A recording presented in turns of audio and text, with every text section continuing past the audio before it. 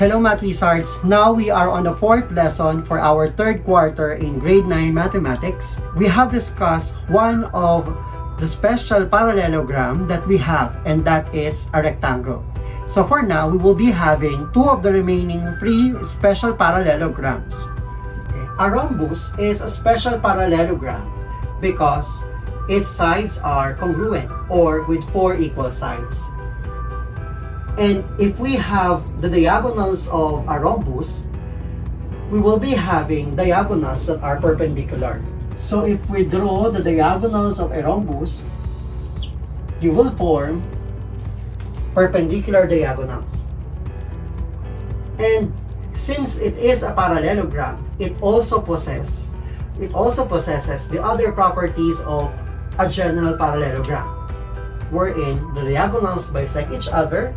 The diagonals form two congruent triangles. The diagonals serves as the angle bisector of the two opposite angles. So therefore, these two are congruent and as well as these two, they are also congruent.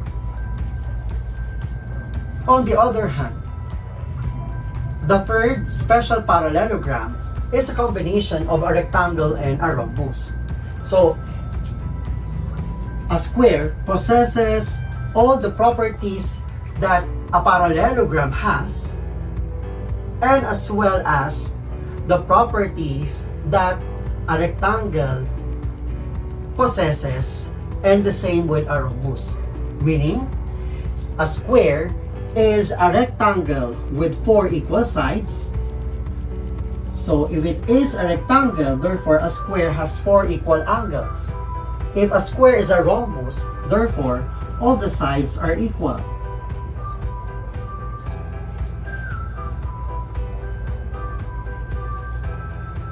In terms of the diagonals of a square, since it is a rectangle, therefore, we could say that the diagonals are congruent.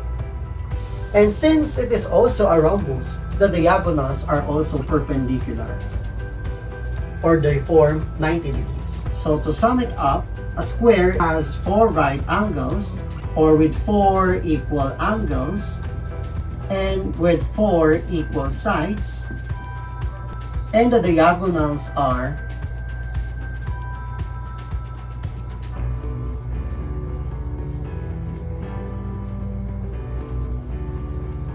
congruent and perpendicular. So it means that a square is a rhombus with four right angles, or it could be a rectangle with four equal sides. So, in a family of quadrilaterals, square is a combination of the two properties possessed by a rectangle and a rhombus. Now let's apply the properties of a rhombus and a square in determining the different quantities and measurements of their parts. Number 1. Given wxyz is a rhombus, find the missing value. wxyz is a rhombus given zy is 34. Therefore, this is 34. And wy is 38. And measure of cxy is 34. Zxy, this one is 34. So, what is wz? In this case, wz, since all of the sides of a rhombus are equal, therefore, wz is also 34. Vy. So, vy is half of the measure of the whole diagonal, which is wy. So in this case, we will just divide 38 by 2, and that is 19.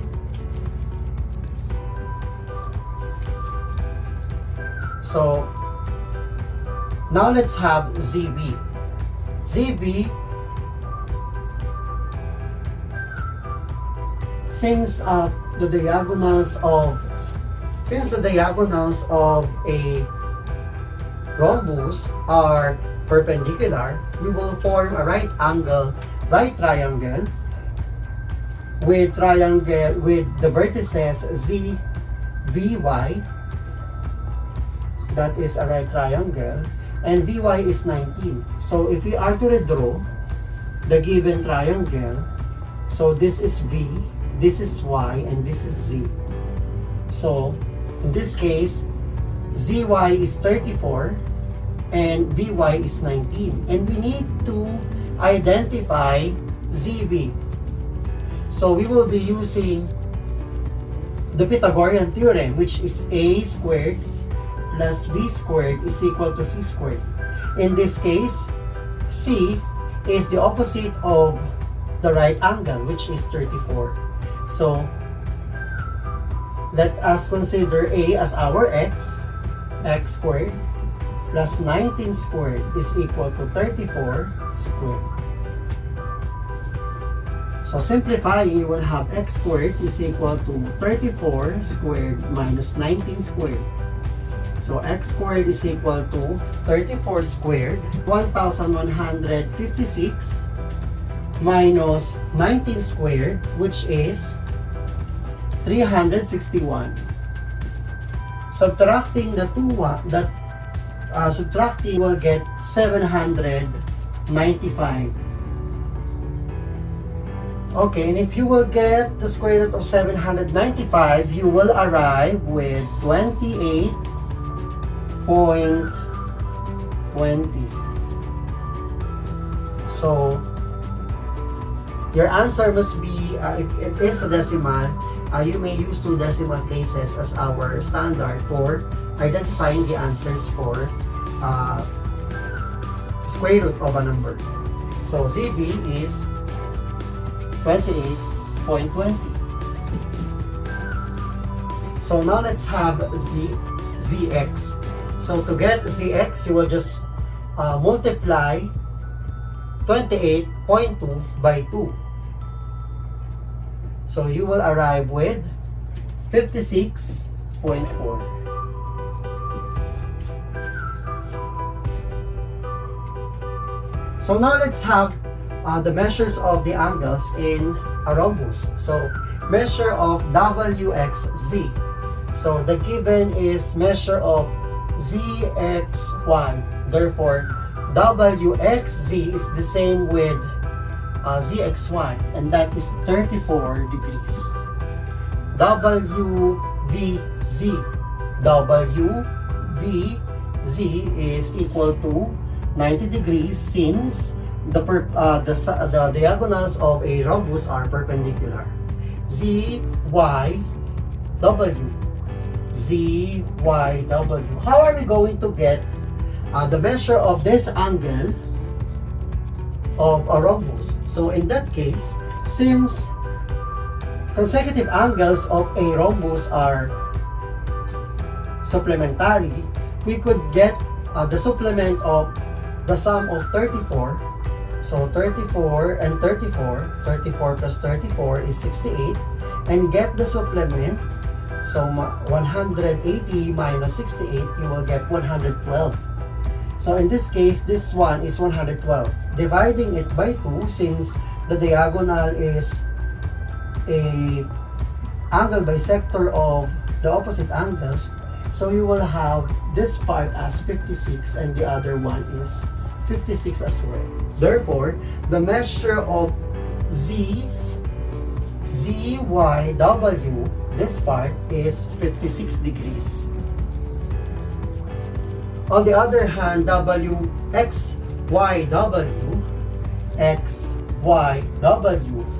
is the same with the measure of ZYW. Therefore, it is also 56 degrees. Next, given PQRS is a square, find the missing value. Given here is TR equals 17. So if this one is 17, what will be the measure of PT? So it is also 17.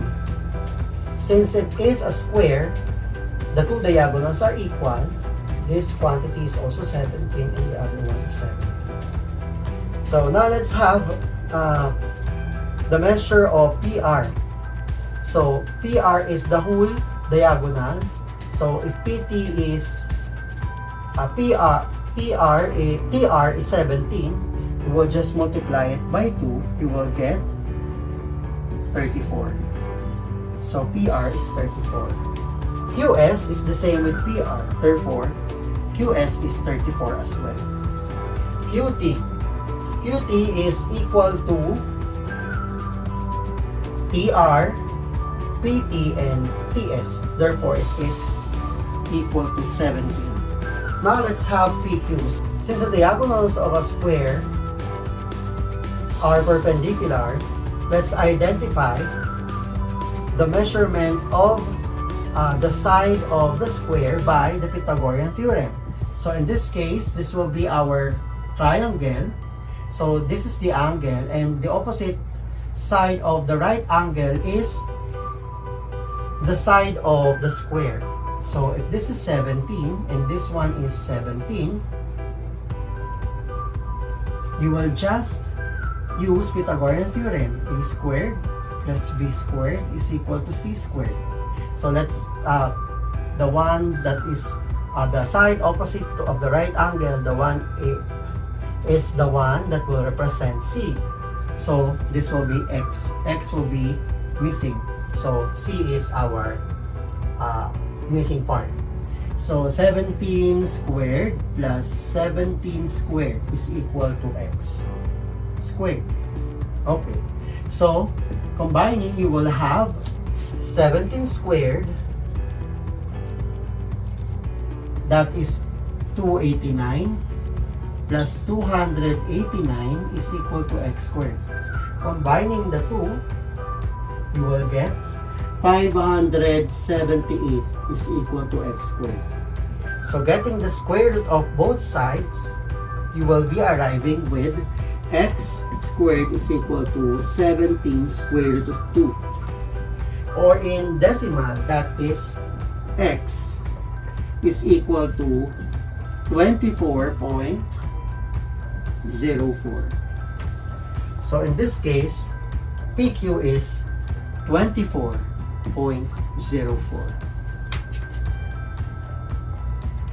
Now let's have the measures of PRS. PRS. So in this case, we all know that this triangle forms an isosceles triangle, and the vertex of the isosceles triangle is equal to 90. Is 180 minus 90 is 90. So meaning the sum of the two base angles is 90. Dividing it by 2, since base angles of an isosceles triangle are equal, therefore these two are equal as well. So in this case, if the vertex is 90, 180 minus 90 is equal to 90. Dividing it by 2, you will get 45. So 45 degrees. So for STR, that is equal to 90 degrees. Measure of PSR, that is 90 degrees as well. And the last item, QPR is equal to 45 degrees. So always remember that in any size of a square, the measures of the angle is always 45, 90, 45.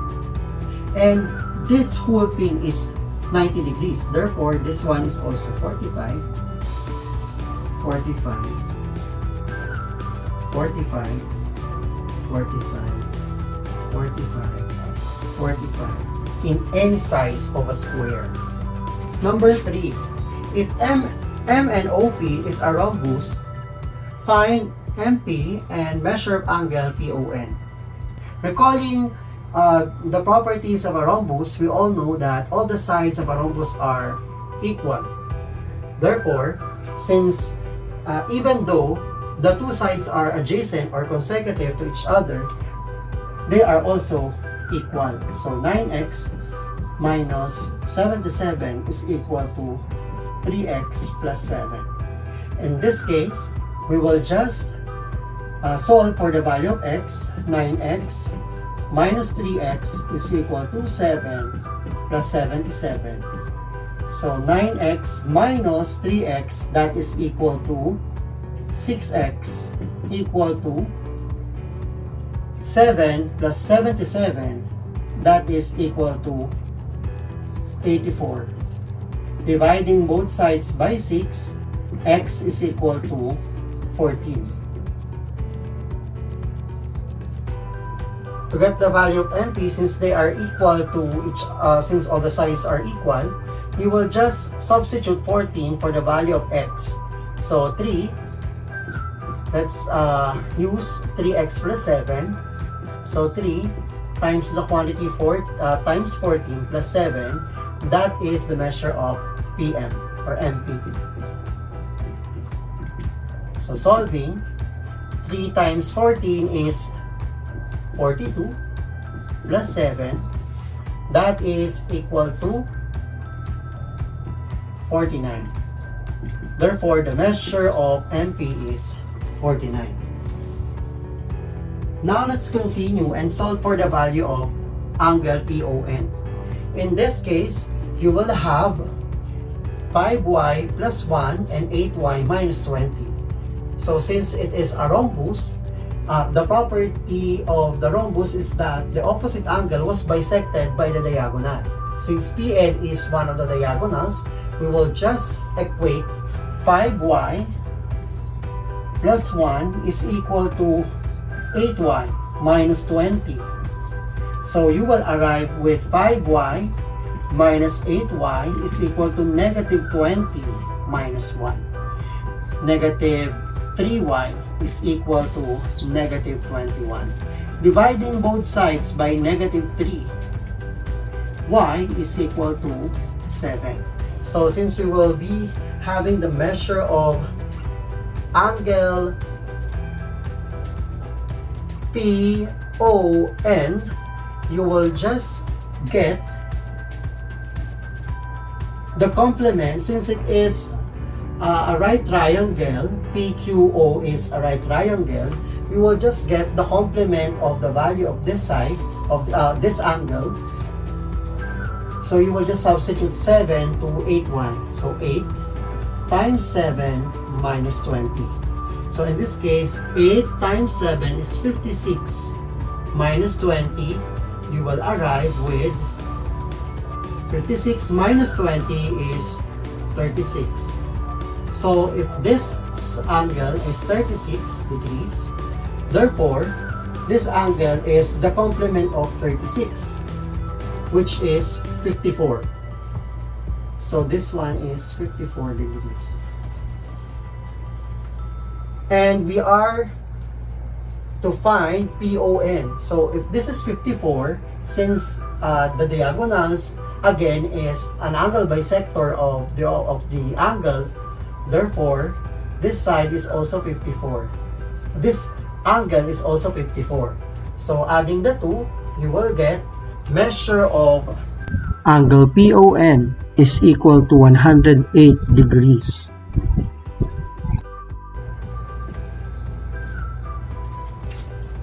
Let's move on to the next and last item. If STUV is a square with SW equal to 3x plus 13 and WB is 8x minus 41, find VT and solve for y. So in that case, SW and WU are equal, therefore we will just equate 2x plus 13 is equal to 8x minus 41. So solving for x, 2x minus 8x is equal to negative 41 minus 13. So you will arrive with negative 6x is equal, so you will add the 2, so negative 54. So dividing both sides by negative x, negative 6, x is equal to positive 9. So since we are determining the value of Vt, so we need to substitute the value of x to one of the quantities, which is 2x plus 13, and that is equal to one of the parts of the diagonal Vt. So since they are twice the measure of Vw is equal to Vt. So now let's solve. So 2 times the value of x, which is 9, plus 13 is equal to Vt. So 2 times 18 plus 13 is equal to Vt. Continuing our solution, you will have 2 times 31 is equal to Vt. Therefore, Vt is equal to 2 times 31, that is 62. Therefore, Vt is 62 units.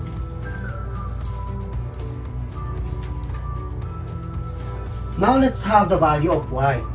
So in this case, we all know that this angle in a square is always 45 degrees. Therefore, 7y plus 3 is equal to 45 degrees. Solving for y, 7y is equal to 45 degrees minus 3. So 7y is equal to 42. Dividing both sides by 7, y is equal to 6. Therefore, the value of our answer for y is equal to 6. Hope you learned something about our lesson with special parallelograms. See you again in our next video. Like, share, and comment your suggestions on the comment box below, and don't forget to subscribe. To get notified with our latest videos, just click the notification bell.